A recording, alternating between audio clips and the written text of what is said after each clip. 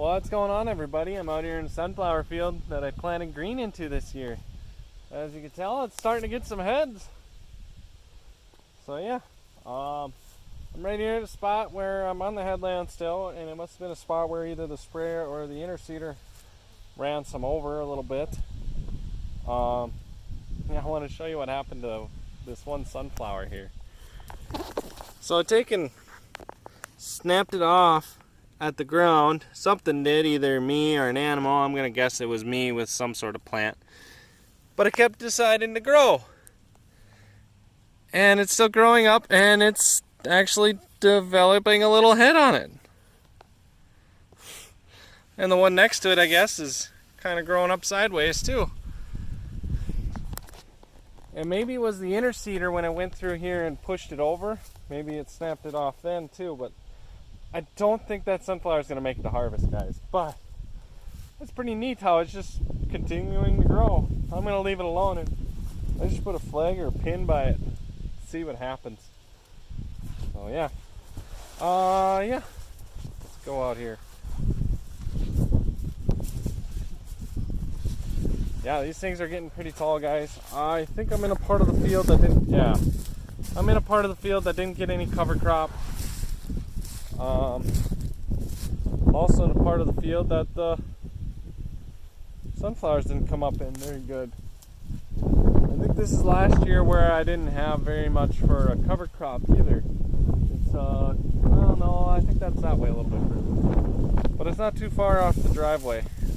So, might have been where I was parking trucks.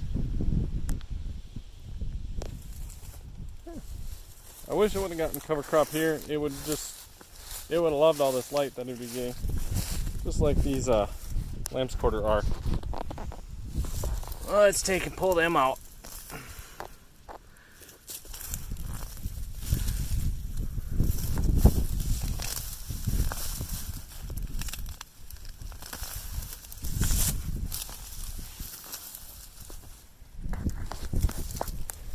Yeah, the landlord would like to see that.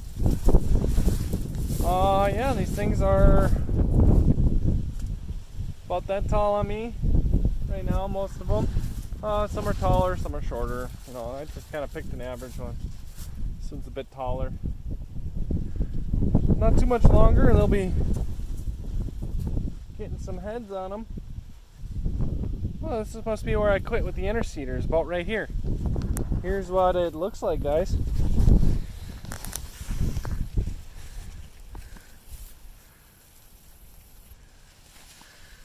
I got some water hemp there, but I got clover, and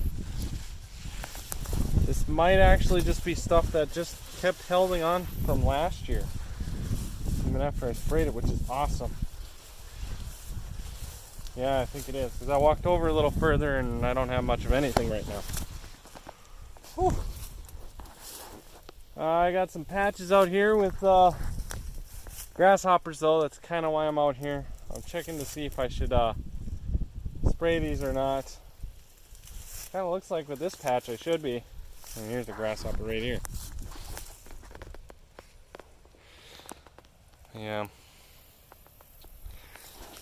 They can definitely cause some damage. So yeah.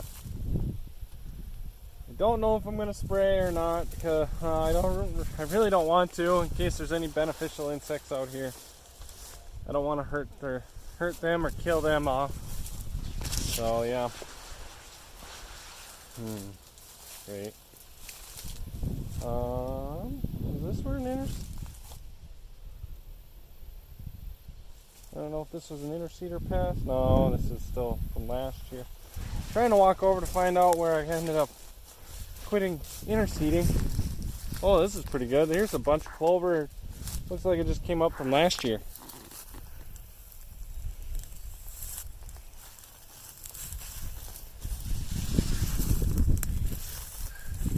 That's definitely doing some good yet. I'm happy it came back, considering the circumstances. Oh, these things are getting thick, especially where the cover crop came back. Hey, there's some hairy vetch.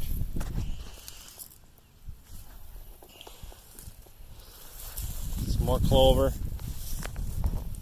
Yeah. Pretty nice out here though, guys. Oh, I think I'm getting to a spot. Let's see. Maybe I'll end up bringing it up on my map.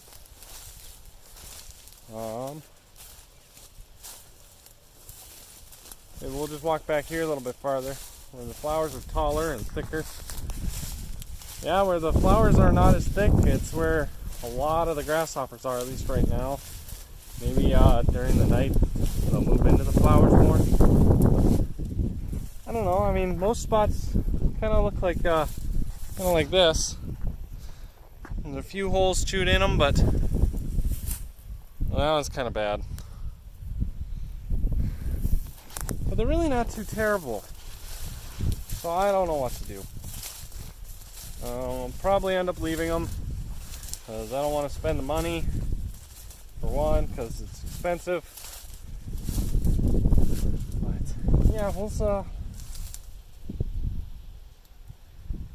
I'll let you know when I make a decision. Let's keep looking here. These flowers back here are a little taller. Yeah. I like that. I like. I think they're gonna be some pretty good flowers. The stalks are nice and big. About like that. Probably about the size of a... Oh, they're bigger than a quarter. And that's up high on the stalk. So they got a pretty good base to them. I still got some clover here, guys. I really like that clover came back. That's going to save me a little bit from where my inner seeder wasn't working as well. Well, my inner seeder doesn't work that great anyway. But, yeah. My plan is for this to be corn next year, so I'd had a whole bunch of... I had about... Oh, I forget the exact mix, but I had a bunch of legumes going in here. I had annual ryegrass and I think I either had turnips or radish. I don't remember which. Probably turnips. Yeah. Let's keep checking things out. Hey guys, I'm out here in my other sunflower field now that was planted on that corn ground that I picked up this year. And this is stuff that, if you remember right, I worked it once. I had the co-op come out here and put on 100 pounds of AMS and a cover crop and 19 pounds of cover crop mixture with that AMS. That's the only reason the AMS got on here, was to get that cover crop mixture out here. I was planning on putting on fertilizer later though, and I did the soil tests and it didn't call for that much more fertilizer, so I didn't put any more out here. But these things are over my head. These are at least 6.5 feet tall. Heads are getting pretty good development on them, and the cover crop under here is amazing, guys. I will show ya. You can't see the ground at all. Got a turnip or radish there. Got turnips and radishes and hairy vetch and just all sorts of stuff. Some buckwheat. That's what that is. Flowering is done with the buckwheat the way it looks. Yeah, and it's just covering the ground with some dead leaves already, which is fine by me. I had a few weeds. Oh, here's a buckwheat that really got tall. That's probably, well, that's almost waist high on me, guys. So yeah, and these things are awesome. And just to show you that it's just not, I'm right by the headland. We'll go out here a little further. It gets a little bit shorter as you go out, but this is awesome, guys. This is truly awesome. I do have some volunteer corn coming, which is alright too. I got a warm season grass in here then. Here's some more buckwheat that's about waist high. The hairy vetch, like I said, I do have a little bit of pigweed, water hemp, but not very much. And guys, this field never got sprayed either. So this is a cheap field of sunflowers. If I can pull off over 1,500 pounds of sunflowers, I'll never go back to the way I was raising sunflowers. This is just truly amazing, guys. The way I do want to raise sunflowers is going to be a combination of what I did here and what I've got going over in the other fields, which means that I'll be no-tilling into a living cover crop, but I will be getting my I'll be getting that same year's cover crop out very shortly after I plant the sunflowers. Like this one was done right before I planted the sunflowers, literally the same day. I worked with the Salford until about I don't know, was it 6 o'clock at night, and then I hopped in the planter and I planted this up until about 2 in the morning, and then Dad took over and took off at like, I think it was 5 or 6 in the morning, and finished it off, and it was done before noon the next day. This is 160 acre fields, guys, and it all looks pretty decent. So, oh, I got some more heads over here that are actually starting to flower out. And the best part is where I've got grasshoppers, you know, in the other field. Out here, I don't see a single grasshopper. I don't see many for beneficial insects right now either, but that's okay. They'll come in time. So, yeah. But this is awesome, guys. Hey guys, to wrap up this video, I want to speak to something about weeds now. Most guys use weeds as a nuisance, and they are. They like a lot of the nitrogen that we put out here onto our cropland as the synthetic nitrogen. I've said that before, and they like that, and they'll use that more than the crop itself will. And so I see why people want to get rid of them. But at the same time, if you've got a diverse mix out here, like in the sunflower field behind me, and you've just got weeds on the edges, like here, but you've got a cover crop growing in the canopy that looks like this.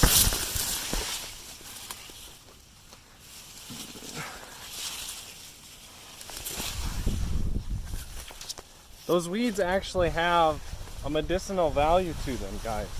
They're there for a reason. Mother Nature is just trying to grow something, trying to keep the ground from being bare. And if you're not going to do it, she's going to try and do it herself. And that's the point of the weeds. Now, weeds can also be an indicator of things. Like I said before, I don't know the exact what pigweed and water hemp, what's going on in the soil with them. But I know dandelions that's a compaction area. Same with plantain and chicory and stuff. Well, not chicory, plantain. You got some of that, and you know there's just problems. Some things are signs of nutrient deficiencies.